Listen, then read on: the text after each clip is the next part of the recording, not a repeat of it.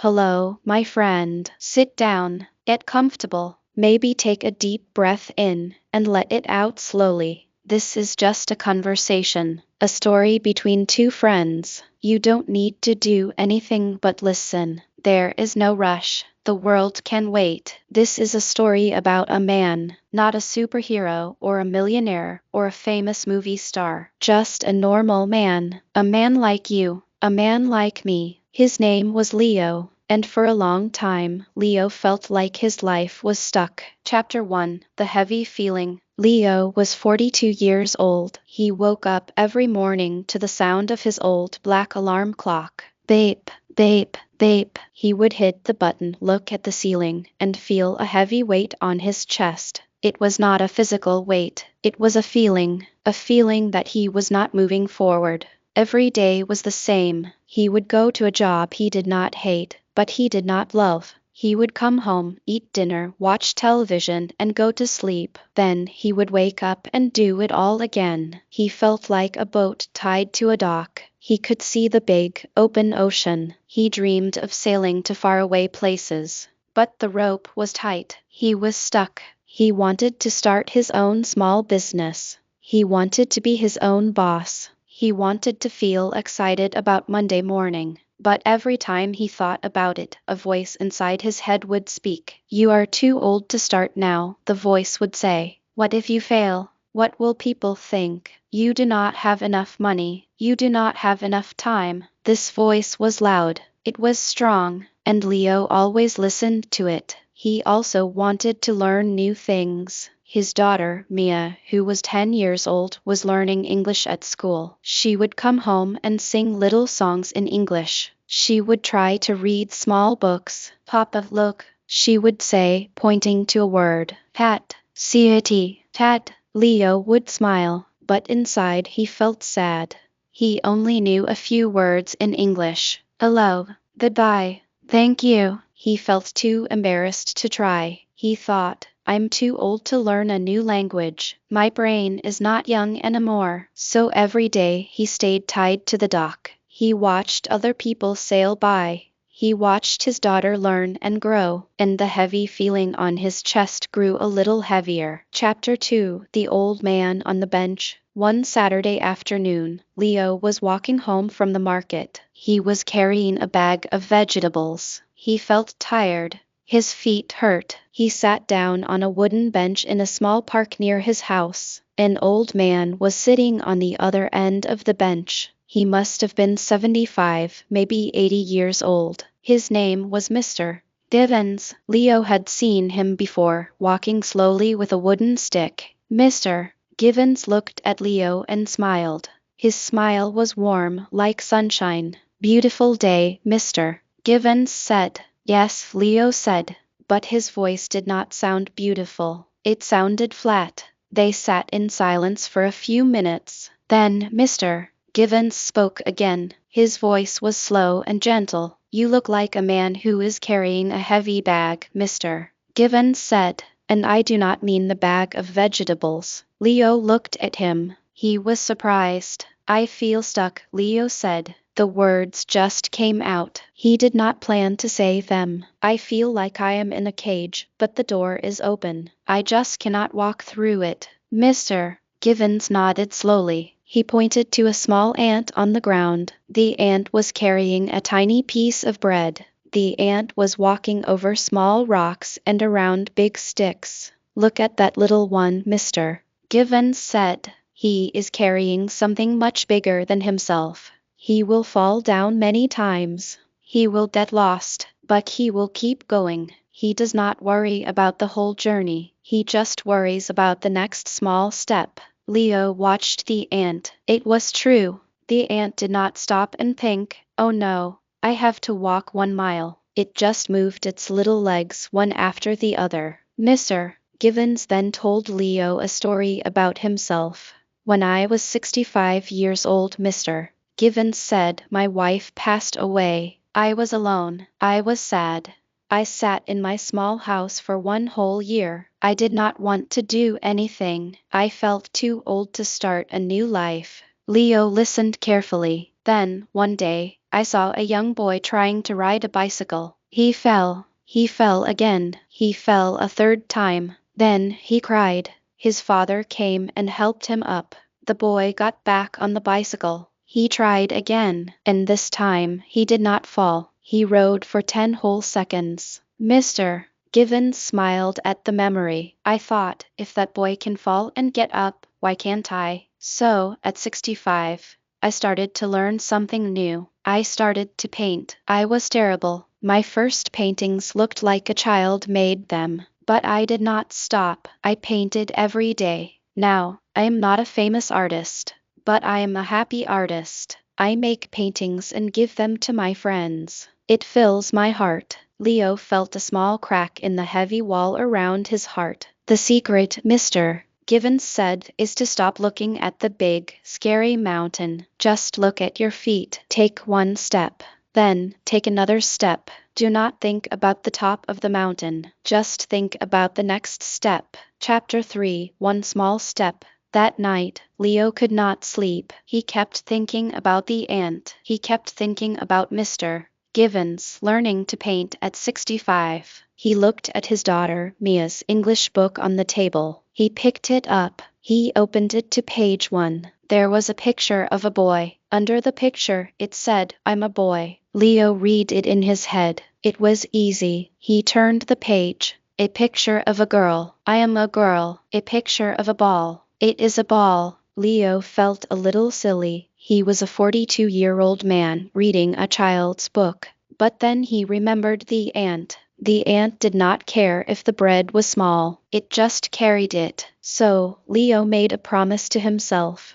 A very small promise. Tomorrow, he thought, I will learn one new English sentence. Just one. The next day, he learned, my name is Leo. The day after, he learned, I live in a small house. The day after that, he learned, I have a daughter. Her name is Mia. He practiced saying them out loud in the bathroom, where no one could hear him. His pronunciation was not perfect. He felt shy, but he did it. He also thought about his dream of starting a small business. It was too big, too scary, so he made another small promise. Tomorrow, he thought, I will write down one idea for a business. Just one. The next day, he wrote down, sell handmade wooden toys. He loved wood. He was good at fixing things around the house. Maybe he could make simple toys. The day after, he wrote down another idea, and another. He was not starting the business. He was just taking small steps. He was looking at his feet, not at the mountain. Chapter 4, The First Mistake.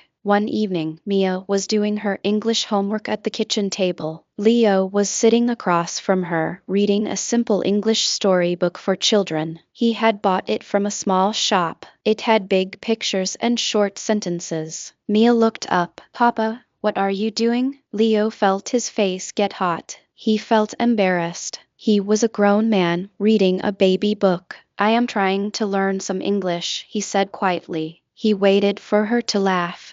But Mia did not laugh. Her eyes got big and bright. Papa, that is so cool, she said. Can I help you? Leo smiled. Yes, Mia, you can help me. So, they became study partners. Mia would read a sentence from her school book. Leo would try to repeat it. Sometimes he said the words wrong. Very wrong. One time, he tried to say, I like to eat apples. But he mixed up the words and said something that sounded like, I like to eat apples. Mia laughed. It was a sweet, happy laugh. Not a mean laugh. No, Papa, she giggled. Apples, apples. Leo laughed too. It felt good to laugh at himself.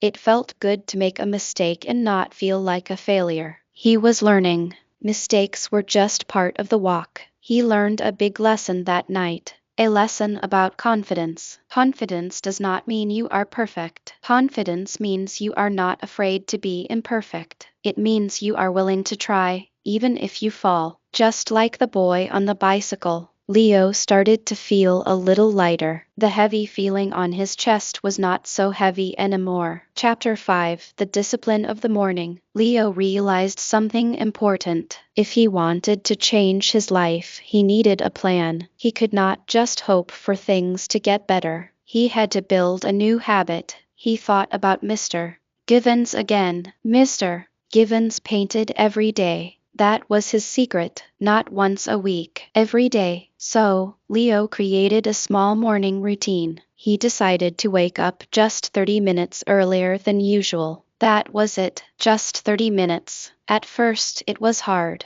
When the alarm clock went off, his old habit screamed, "Just 5 more minutes." But Leo remembered the ant. He got up. In those 30 minutes, he did 3 small things. First, he drank a glass of water. Second, he opened his English book and learned 2 new sentences. Third, he wrote down 1 small thing he wanted to do that day. Not a big, huge goal. A small thing, like fix the broken chair, or smile at 3 people today. This small habit changed everything. After a few weeks, he did not need the alarm clock to wake up. His body was used to it. He felt more energy. He felt like he was in control of his mornings instead of his mornings controlling him. This is discipline. Discipline is not about punishing yourself. Discipline is about loving yourself enough to do the small things that make your life better tomorrow. It is choosing the thing that is good for you, even when you do not feel like it. Chapter 6: The Honest Question. One Saturday, Leo was in his small workshop, fixing an old chair. He was thinking about his business idea. He had many ideas written in a notebook, but he had not started anything real yet. He asked himself a very honest question, a question that was hard to answer. Leo, he asked himself, are you afraid of working hard, or are you afraid of what people will say? He sat with the question for a long time. He did not run away from it. The answer came to him slowly. He was afraid of what people would say. He was afraid his friends would think his toys were silly. He was afraid his family would say, "Why are you wasting your time?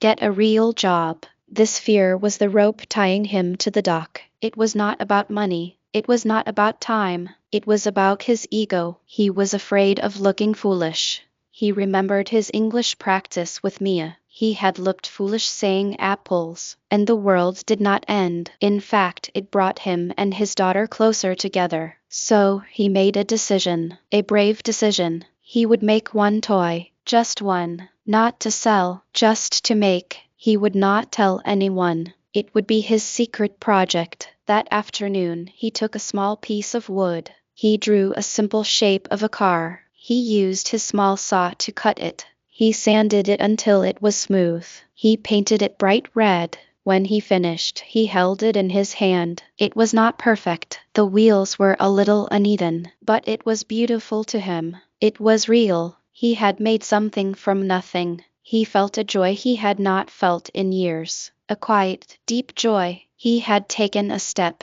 a real step, not just a dream. Chapter 7: The Value of Time. Leo started to notice something. Since he began his morning routine, he had more time. It was strange. He was waking up earlier, so he was taking time away from sleep. But somehow he felt like he had extra hours in the day. He realized the truth about time. Time is like a river. It flows whether you use it well or not. Before, he would waste hours watching television shows he did not really care about. He would sit and scroll on his phone for no reason. The time just disappeared. It was gone forever. Now, he was more careful. He asked himself, is this the best use of my time right now? He still relaxed. He still watched TV with Mia, but he did not let the TV steal his life. He started using his lunch break at work differently. Instead of just sitting, he would take a 10-minute walk. Then he would spend 10 minutes reading his English book.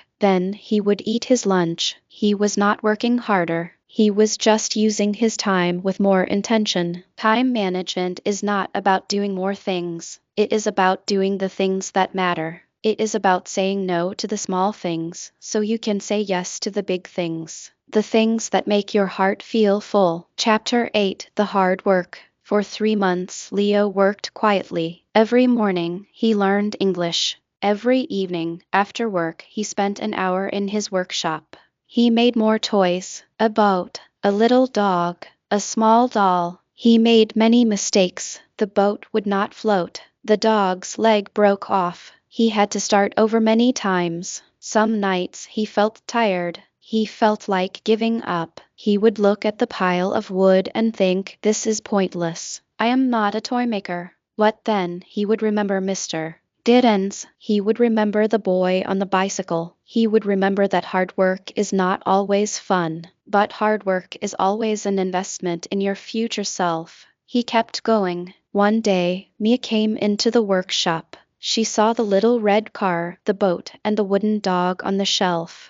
Papa, she gasped, did you make these? Leo nodded, feeling shy again. Mia picked up the little wooden dog. She held it gently. It is so beautiful, Papa. I love it. She looked at him with big, proud eyes. You should sell these, Papa. Other kids would love them too. Leo's heart swelled. It was the first time someone besides himself believed in his work. Chapter 9, The First Yes. Leo took Mia's advice. He put his 3 best toys in a small box. He took them to a little local shop that sold handmade things. It was a shop run by a kind woman named Alina. He was so nervous. His hands were shaking. He wanted to turn around and go home, but he walked inside. Elena looked at his toys. She picked up the little red car. She looked at the wheels. She turned it over in her hands. Leo held his breath. These are lovely, Elena said.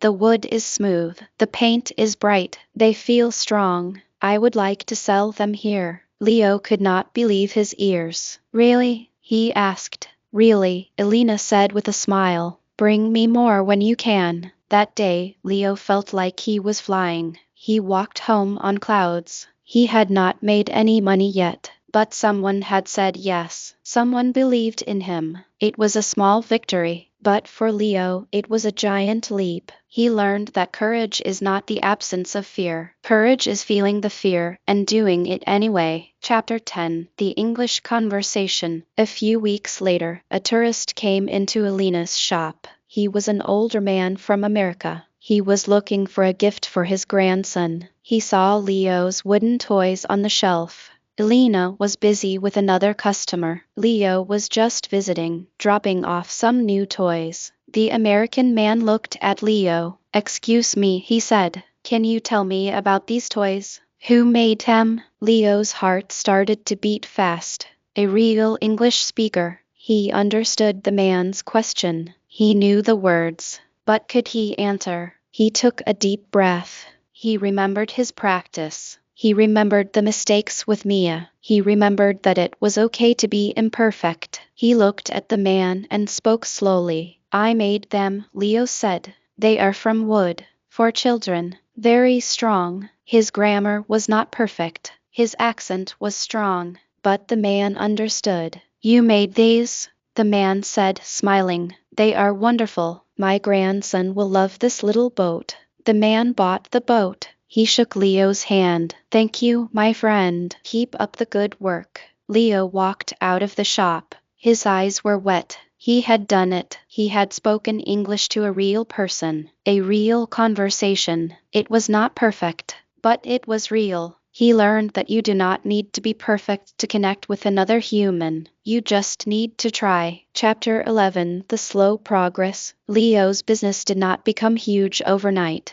It grew slowly. Very slowly. Some weeks he sold 1 toy. Some weeks he sold none. There were times when he felt discouraged. He looked at other businesses and felt small. But he kept his morning routine. He kept learning English. He kept making toys. He kept taking small steps. He learned to be patient. Patience is not about waiting. Patience is about keeping a good attitude while you work hard. It is trusting that the small seeds you plant today will grow into big trees tomorrow, even if you cannot see them yet. He also learned about integrity. He never used cheap wood to save money. He always made his toys strong and safe. He wanted people to trust him. He learned that your name, your reputation, is more valuable than money. If you lose people's trust, you lose everything. Chapter 12, The Quiet Evening. One evening, about 2 years later, Leo was sitting at his kitchen table. He was not reading a children's book anymore. He was reading a small novel in English.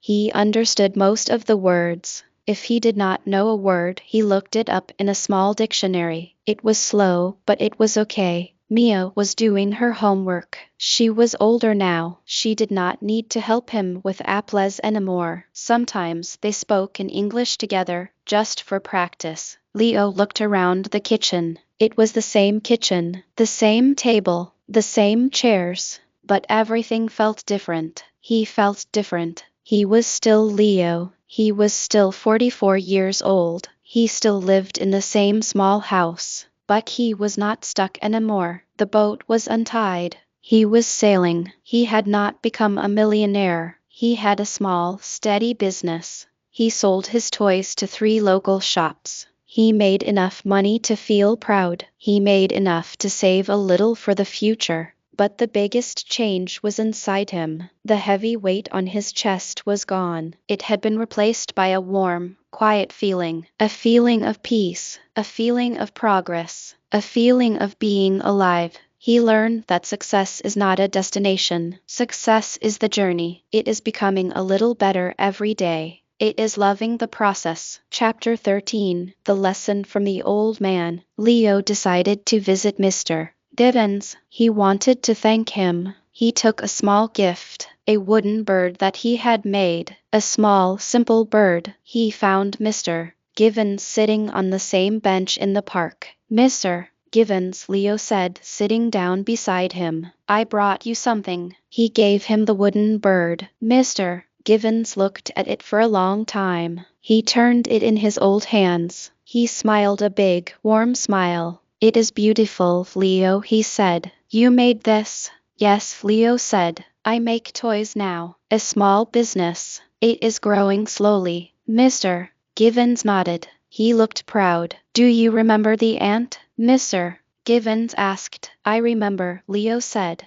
I think about him often. You were the ant, Leo, Mr. Givens said softly. You just kept walking, one small step at a time. Leo felt a lump in his throat. Thank you, Mr. Givens, he said. You changed my life with a simple story. Mr. Givens shook his head. No, Leo, you changed your life. I just reminded you that you could. They sat together on the bench, watching the sun go down. 2 friends, one old, one not so young anymore, both happy, both at peace. The final lesson, you are the hero. So, my friend, that is the story of Leo. It is a simple story about a normal man. But inside this story, there is a deep truth for all of us. You might feel stuck right now. You might feel too old to start. You might feel too scared to try. You might think your English is not good enough. You might think your dreams are too big.